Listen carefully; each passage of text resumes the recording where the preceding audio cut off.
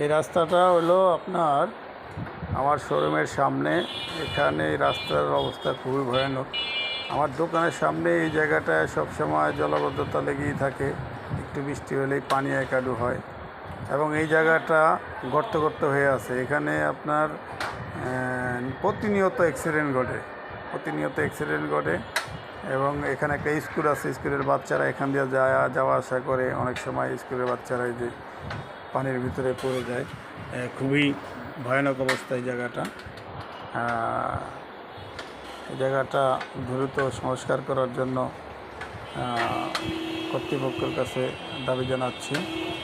এই রাস্তাটা হলো এই যে সায়দাবাদ আইডিয়াল স্কুলের ঢাল দিয়া, এটা আপনার এই যে শহীদ ফারুক রোডে যে আপনার এটার সাথে সংযুক্ত হয়েছে। এখান দিয়া সবসময় জ্যাম লেগেই থাকে এবং রাস্তার কন্ডিশন খুবই ভয়ানক। আমার দোকানের সামনের যে রাস্তাটা, এখানে আপনার প্রতিনিয়ত অ্যাক্সিডেন্ট ঘটতেই থাকে।